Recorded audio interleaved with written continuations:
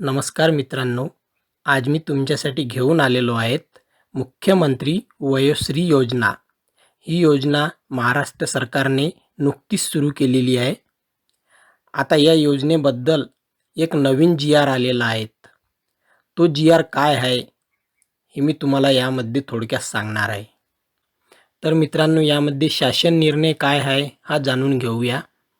राज्यातील 65 वर्ष वय व त्यावरील ज्येष्ठ नागरिकांना त्यांच्या दैनंदिन जीवनात सामान्य स्थितीत जगण्यासाठी आणि त्यांना वयोमानापरत्वे येणाऱ्या अपंगत्व, अशक्तपणा यावर उपाययोजना करण्यासाठी आवश्यक सहाय्य साधने, उपकरणे खरेदी करण्याकरिता तसेच मनस्वास्थ्य केंद्र, योगोपचार केंद्र इत्यादीद्वारे त्यांचे मानसिक स्वास्थ्य अबाधित ठेवण्यासाठी प्रबोधन व प्रशिक्षणाकरिता एकवेळ एकरकमी ₹3,000 पात्र लाभार्थ्यांच्या बँकेच्या वैयक्तिक आधार संलग्न बचत खात्यात थेट लाभ वितरण डीबीटी प्रणालीद्वारे लाभ प्रदान करणे, असे यामध्ये सांगितले आहे.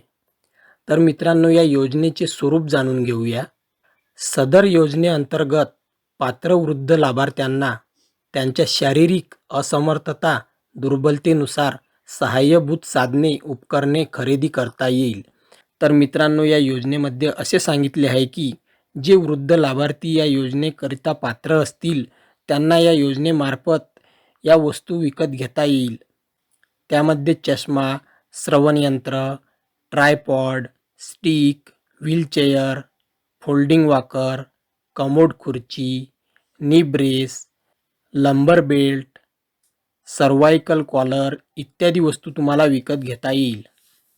तसेच केंद्र शासनाच्या कार्मिक विभागाद्वारे नोंदणीकृत करण्यात आलेले तसेच राज्य शासनाद्वारे नोंदणी करण्यात आलेल्या योगोपचार केंद्र, मनस्वास्थ्य केंद्र, मनशक्ती केंद्र, प्रशिक्षण केंद्र येथे सहभागी होता येईल. तर मित्रांनो, इथे निधी वितरण व अर्थसहाय्य याबद्दल जाणून घेऊया. राज्य शासनातर्फे 100% अर्थसहाय्य उपलब्ध करून देण्यात येईल. थेट लाभ वितरण डीबीटी प्रणालीद्वारे ₹3,000 च्या मर्यादेत निधी वितरण करण्यात येईल. शिबिराचे आयोजन करण्यात येईल.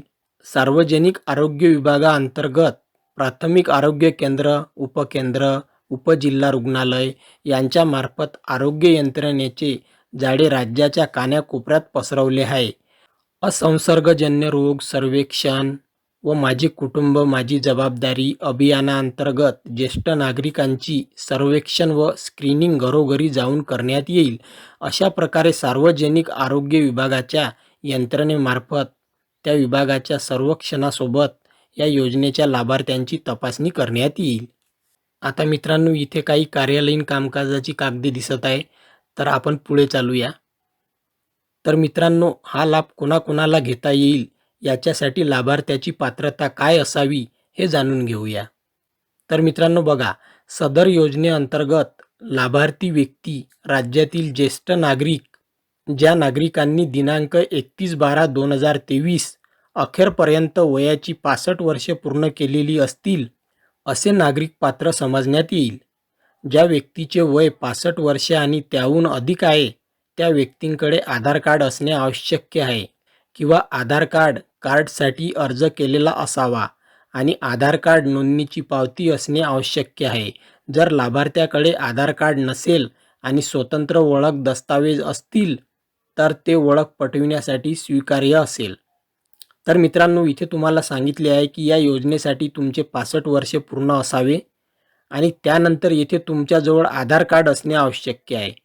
जर तुमच्याजवळ आधार कार्ड किंवा त्याची पावती नसेल तर इथे बाकी अजून काही डॉक्युमेंट सांगितले आहे ते सुद्धा तुम्ही इथे लावू शकता.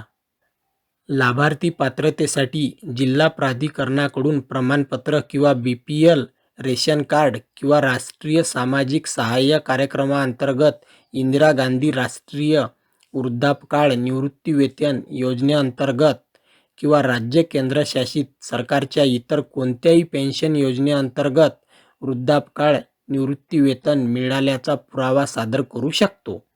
उत्पन्न मर्यादा: लाभार्थ्याचे कौटुंबिक वार्षिक उत्पन्न 2 लाखाच्या आत असावे. याबाबतचे लाभार्थ्याने स्वयं घोषणापत्र सादर करणे आवश्यक राहील. तर मित्रांनो इथे सांगितले आहे की लाभार्थ्याचे कौटुंबिक वार्षिक उत्पन्न 2 लाखाच्या आत असावे. सदर व्यक्तीने मागील 3 वर्षात स्थानिक स्वराज्य संस्था आणि सरकारद्वारे नियंत्रित सार्वजनिक उपक्रमासहित कोणत्याही सरकारी स्त्रोताकडून तेच उपकरण विनामूल्य प्राप्त केले नसावे. याबाबतचे लाभार्थ्याने स्वयं घोषणापत्र सादर करणे आवश्यक राहील. मात्र दोषपूर्ण, अकार्यक्षम उपकरणे इत्यादीच्या बदलीला अपवाद म्हणून परवानगी दिली जाऊ शकते. पात्र लाभार्थ्याच्या बँकेच्या वैयक्तिक आधार संलग्न बचत खात्यात ₹3,000 थेट लाभ किंवा वितरण प्रणालीद्वारे वितरित झाल्यावर सदर योजनेअंतर्गत विहित केलेली उपकरणे खरेदी केल्याचे तसेच मनस्वास्थ्य केंद्राद्वारे प्रशिक्षण घेतल्याचे लाभार्थ्यांचे देयक प्रमाणपत्र 30 दिवसाच्या आत संबंधित सहाय्यक आयुक्त, समाज कल्याण यांच्याकडून प्रमाणित करून संबंधित केंद्रीय सामाजिक उपक्रम संस्थेमार्फत विकसित पोर्टलवर 30 दिवसाच्या आत अपलोड करणे आवश्यक राहील. अन्यथा लाभार्थ्यांकडून सदर रक्कम वसूल करण्यात येईल. निवड निश्चित केलेल्या जिल्ह्यात लाभार्थ्यांच्या संख्येपैकी 30% महिला असतील. तर मित्रांनो येथे असे सांगितले आहे की जिल्ह्यामध्ये जेवढे लाभार्थी निवडल्या जाईल त्या लाभार्थ्यांपैकी 30% लाभार्थी ह्या महिला राहतील. तर मित्रांनो या योजनेसाठी कोणकोणते कागदपत्रे लागतील ते जाणून घेऊया. आधार कार्ड नसेल तर मतदान कार्ड, राष्ट्रीयकृत बँकेची बँक पासबुक झेरॉक्स, पासपोर्ट आकाराचे 2 फोटो, स्वयं घोषणापत्र, शासनाने ओळखपत्र पटविण्यासाठी विहित केलेली अन्य कागदपत्रे.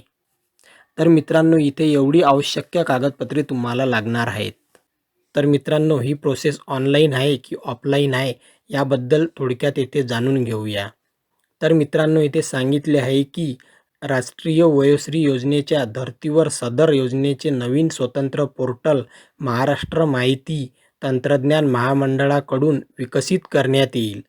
तर मित्रांनो इथे असे सांगितले आहे की पोर्टल सध्या तयार व्हायचे आहे. तर मित्रांनो पोर्टल चालू झाल्यानंतर त्या पोर्टलचा व्हिडिओ आपल्या चॅनलवरती अपलोड करण्यात येईल.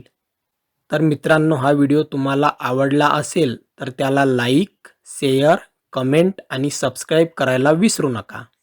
धन्यवाद. जय महाराष्ट्र.